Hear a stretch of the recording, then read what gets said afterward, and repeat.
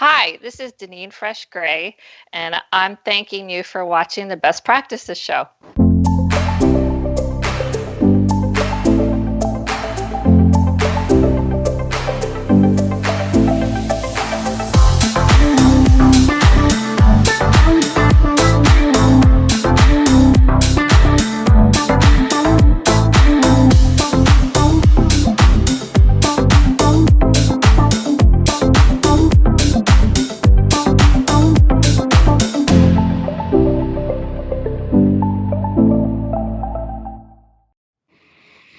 Hey guys, thanks for watching the Best Practices Show, where we take a look at the best business practices from the best dental practices all over. And this is going to be one of my favorite shows. You do not want to miss this, especially if you're a female in dentistry, because today we're going to be talking about thriving as a female in a man's world with Danine Fresh Gray. She is one of my favorite of all time.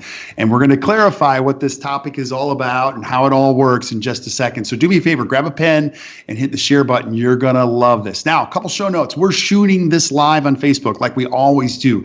So if you're watching this and you have a few questions, add them to the feed and I'll ask the master herself and we'll get the answers straight from her while she's on. Or you can add questions later on, because if you're watching this after the live feed, because we want you to get the most out of this when you're enjoying this. Share these with your team too. Share with your friends. We love that. We are now up over 39,000 followers on Facebook. So thanks for all the shares, the comments, the suggestions for shows. We're lining all of them up, and I couldn't be more grateful for that. Also on iTunes, over 150,000 of you have visited us on iTunes, so I don't have anything to say other than thank you. Now, my guest today has been a good friend of mine for a long time. Actually, her husband, Brian, and her have just been mutual great friends, and Sarah and I, for years and years and years.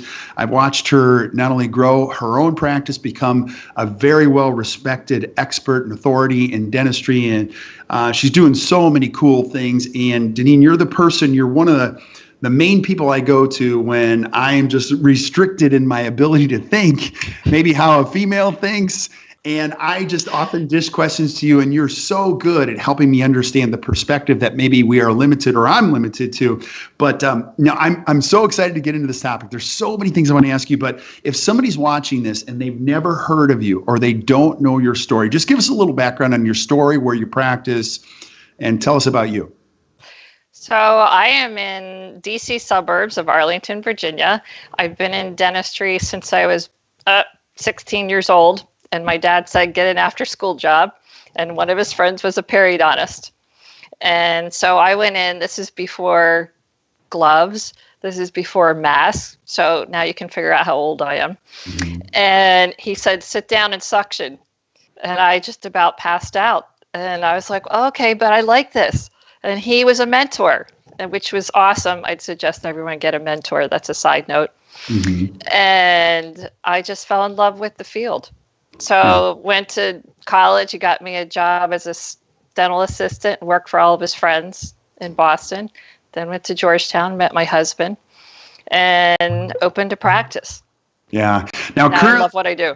Yeah. And now currently you practice 4 days a week. You practice Tuesdays through Fridays from 7 to 3. And you're one of the heroes that I mentioned. You've had a practice 7 to 3 with the straight 8. We're going to talk about that in a little bit, but that's kind of the dynamic of your work week, right? Correct. Yeah. Correct. And now I'm not saying this because I want everybody to think this is the way to go, but Danine also has an incredibly successul practice. You don't participate with any insurances, which we're going to clarify. And again, that's not what we're suggesting here. I just want to give you some perspective that Danine's, you've lived 9 lives getting to this point, and you've learned a lot of lessons, and we're going to be excited to talk about those things. But I want to talk, this is the first place I want to start, because I love this. Why is this topic so important about females thriving in a man's world? Because this is a little bit of a controversial title that we've come up with. So give us some perspective and some clarity behind that. Okay, before people start throwing the popcorn at me, I have been lucky enough to be successful in a man's world. And what I mean by that is, and I've said to Kirk, to you before, that we have to strive harder and better than a man. I have 2 daughters, and it's difficult to comprehend kind of the obstacles that we have to overcome. For instance, if we want to talk about Serena this past weekend, controversial. It's okay to be controversial. It's a good topic to talk about. It is wrong that she got a game taken away from her when John McEnroe did not. But it's not right of what they did to start with. So we, as females, we just have to work harder and be smarter than the men.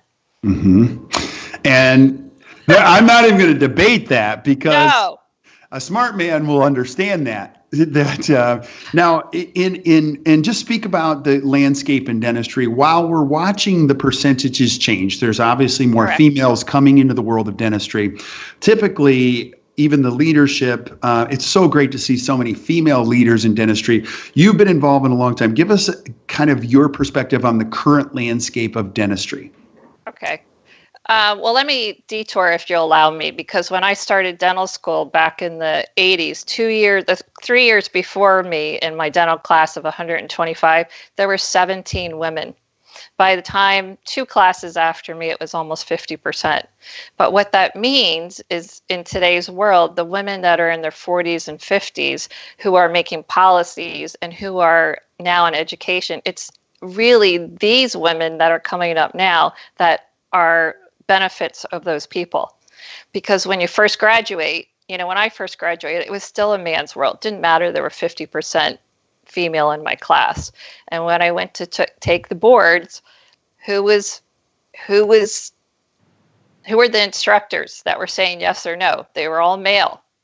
And anyway, that's kind of my perspective. The other thing is, I can tell you a little story about sitting on the board at my local dental society when I first started.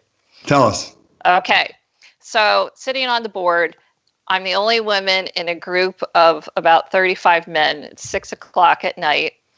And they're making a decision about a copy machine. For those of you that don't know what a copy machine is, it's the thing that, anyway, you know what a copy machine is. Right. Anyway, the 2 secretaries that were helping the society, they wanted 3 quotes. I was like, yes, they have 3 quotes. They must have talked about the stupid copy machine for 15 minutes.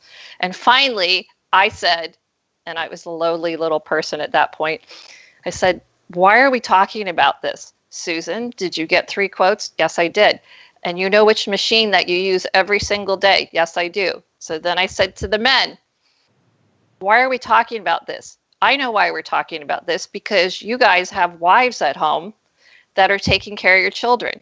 My children are at home. I need to go take care of them. So let's talk about things that are important. This is not important. Let people make decisions that can make the decisions, just like our teammates at work. Yeah. Now, and you know how I think, and I always enjoy these conversations. This isn't a sexist thing, or it might be, but I want you to talk about the inherent challenges of a woman building a practice, because your husband has his own practice. And I've heard this so many times, and you and I were joking about this before. I have a lot of incredible young female dentists, and they're like, man, I need a wife. I need somebody that can help me at home. You learned early in your career that, look, you knew you had this perspective that you wanted to raise these 3 amazing kids, and you even created your schedule to support what you wanted. You needed your Monday to give you space. Speak about the inherent challenges of being a woman and creating practice.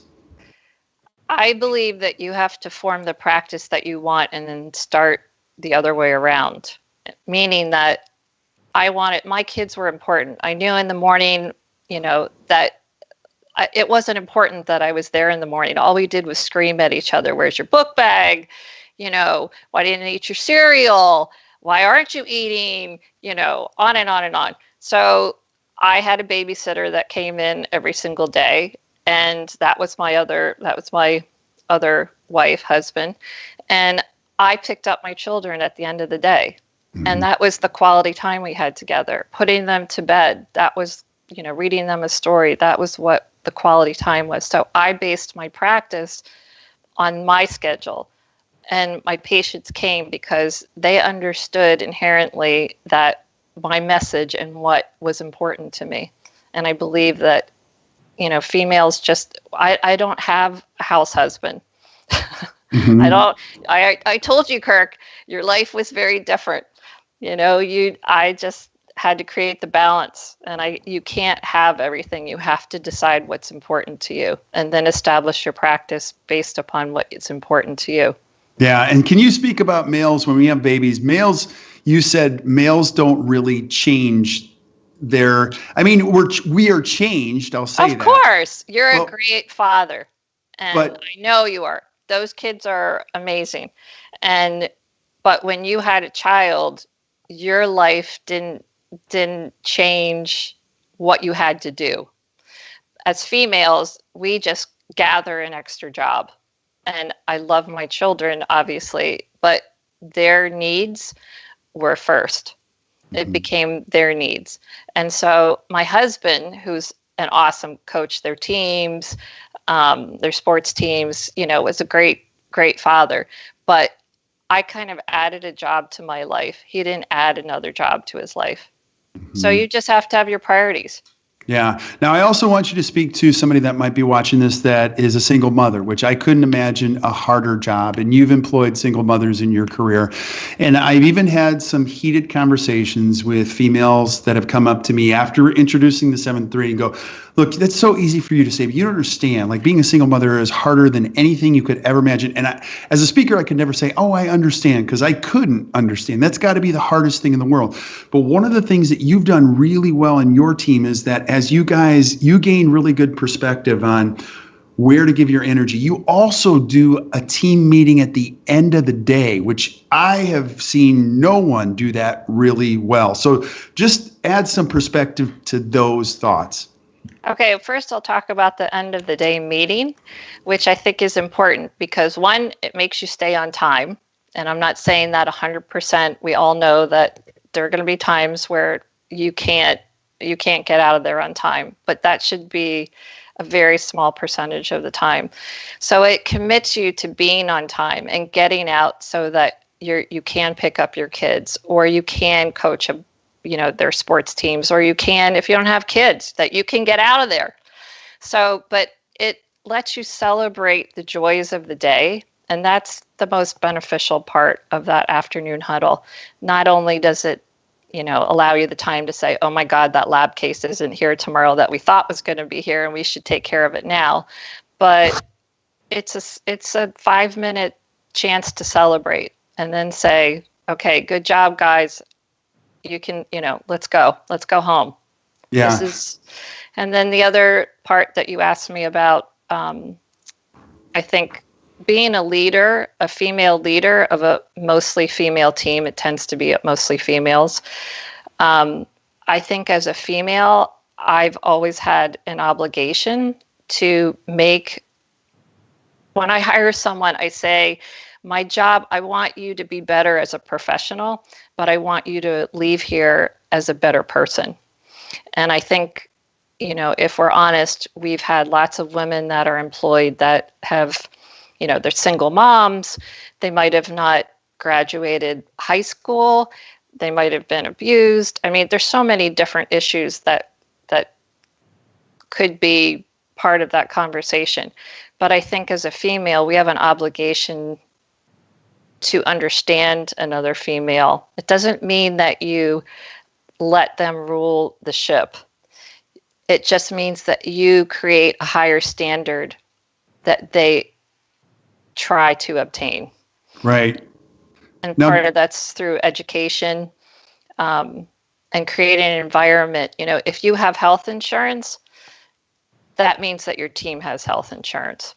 Right. Now, give us some perspective. What are some of the lessons that you've learned in leading a team of females? And with that, can I ask you this question? Because I have some female dentists that say, hey, look, I don't really like to be really good friends with my team. I like to be close with them and let them know that I care about them, but I'm not going to have beers with them every day after work type of a thing.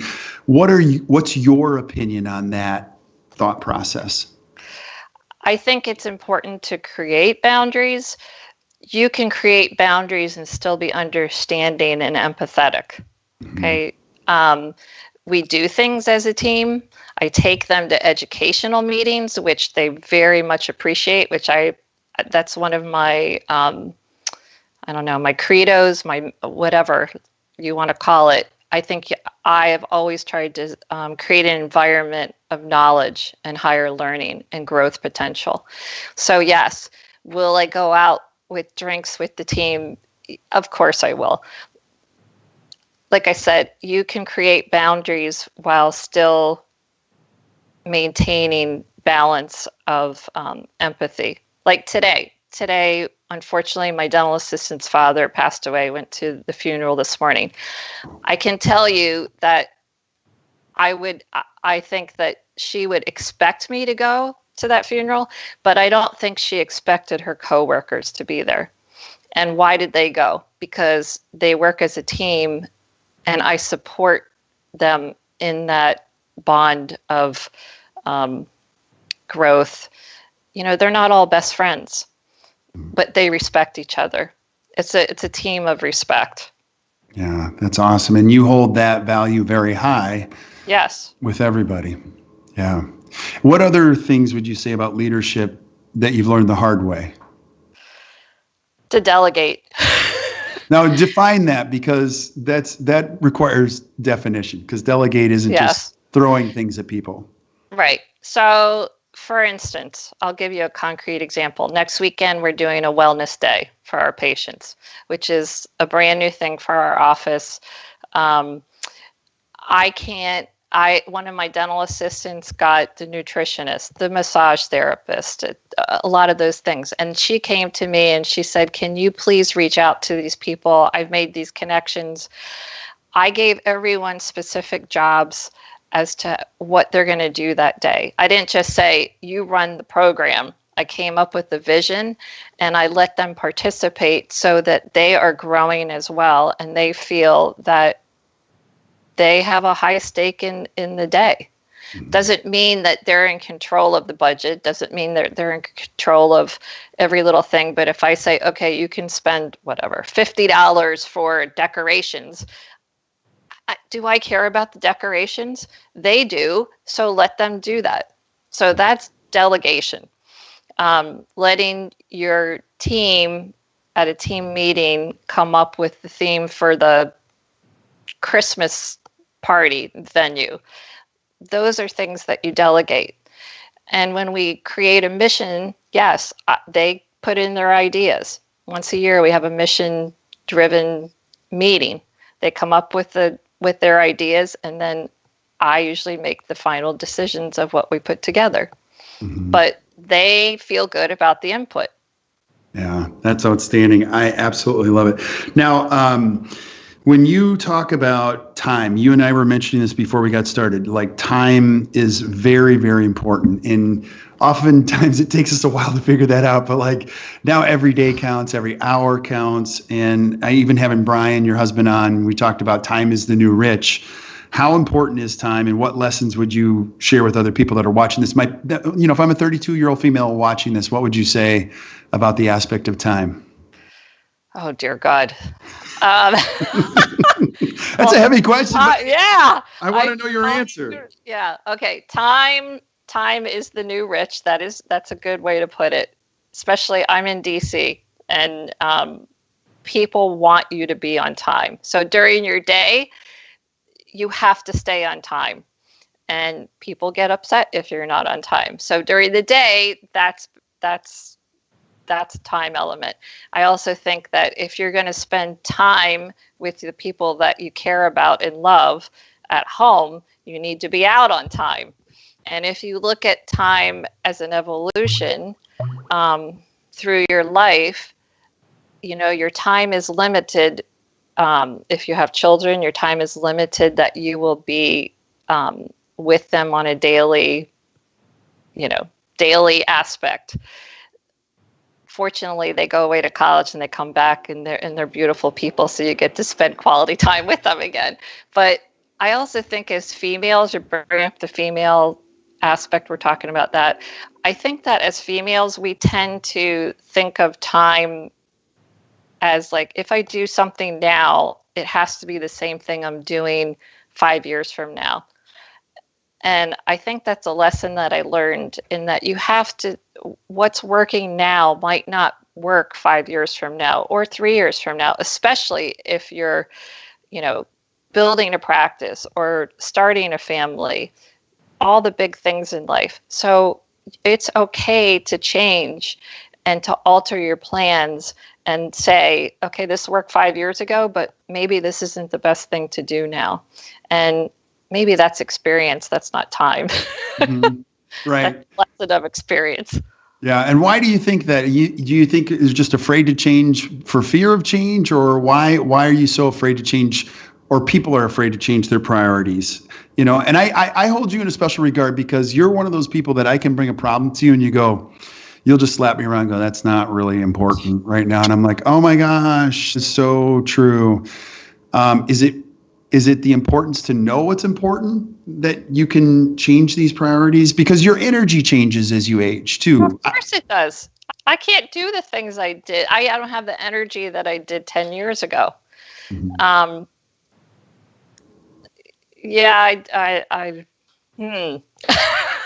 Okay. Experience is yes. Experience tells you a lot of things. Time is limited, and no one's going to say at the end of your career or on your gravestone that you were a great dentist. I want them to say I was a great mother and a great wife. Right. And, I was good at my relationships. Not that I was a great dentist. Right. That's kind of an extra benefit. Totally. Now, if anyone watches anything we do or comes in, they'll know I'm a big fan of the 7 to 3, and you're one of my heroes in the 7 to 3. I want to ask you specifically about the 7 to 3 because 7 to 3 just isn't 7 to 3. There are things you have to figure out. You've got to train patients. You got to teach them to show up. You don't just change your hours and pick up from your kids from school and go, that was awesome. There's some dirty work that you have to do to get that to work. You know, I would love to like the specific nuances because we have so many people. I mean, I'm just thinking of 2 young female dentists I just saw a couple of weeks ago. They're like, I don't know if that would work because they're in Minneapolis, right? Do you know what I mean? Like, I'm like, it totally works. You just got to decide to do it. And they're like, well, what time would I get to work? Can you give us some perspective on some lessons that you've learned? Because you teach people when to show up. You teach them how to pay. You guys do get there early to finish on time, right? Yes. We're there by 6:30. We have a morning, everyone gets ready so that we see our patient, our first patient at 7 o'clock. So that means we're there at 6:30. That means everyone's ready to go at 6:30, and at 6:40 we have our huddle, our morning huddle, so that everyone's waiting. Our busiest time of the day is 7 to 9. Why? Tell me why. Well, probably because we've trained them that way, and if they miss a 7 o'clock slot for hygiene or for my schedule, they're not getting another one for at least a few weeks or a month, if not longer. But people want to go, time is the element, so they want to do that on their off time. Most people start work, if they're a banker or a teacher or whatever, at 8, 9 o'clock in the morning. They don't want to take time out of their day to go to the dentist. So 7 to 9 is my most, it's the best time of the day for us. And I have high energy. Mm-hmm. I tend to be high energy. You're very high. Now, are you one of those people that wants to do high-end restorative in the morning, or are you doing more connective conversations, new patient conversations? Like, what are you doing in the morning? I'm doing all my high production in the morning. You do not want me doing a crown at 2 o'clock in the afternoon. We don't. So I work straight through, and everyone does eat. I don't know what they eat, but they do eat, and we are out of there at 3:30. So we stop seeing patients at 3 and they're out. Right. So, now you don't have a designated lunchtime. So how do they eat? I have 2 front desk people and 2 assistants, and they make it work. No one starves.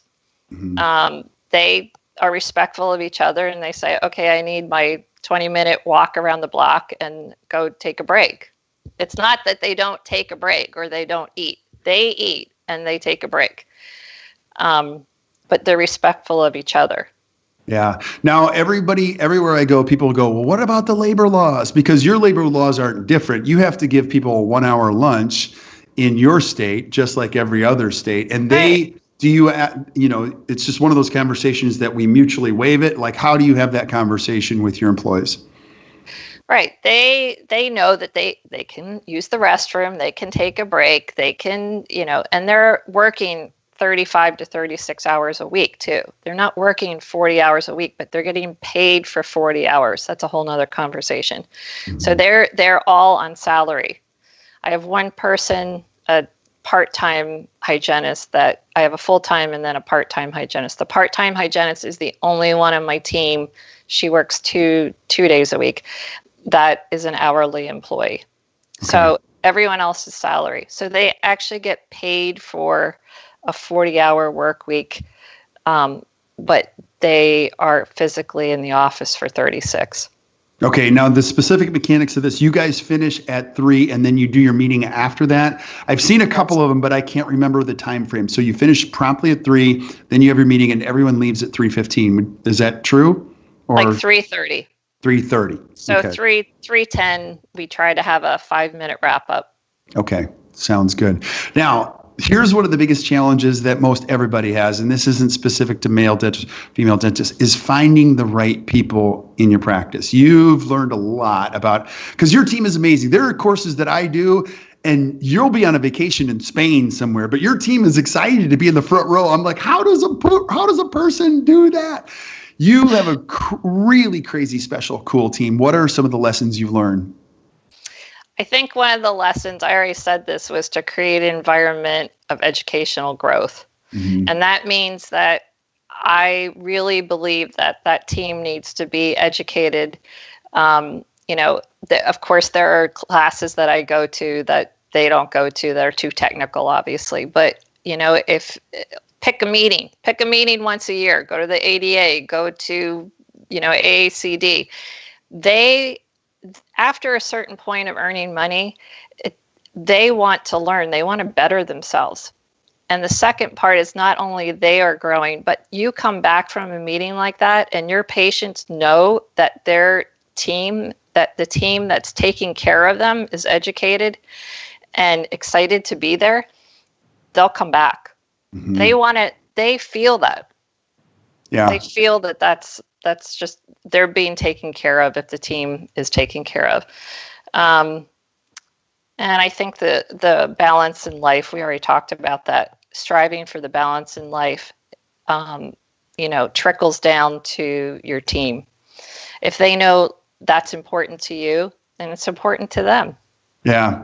And you and I are going to do a completely separate show on the educational aspect, because now you're in the systemic link. I can see how excited you are in this whole, like you're hitting another stage of your career that's just off the charts exciting for you in that respect. Now, I want to talk about the insurance thing too, just briefly, because this conversation is not getting any easier. I came back from the CDA. It's extremely heated there. Last week I was in Florida. It's extremely heated there.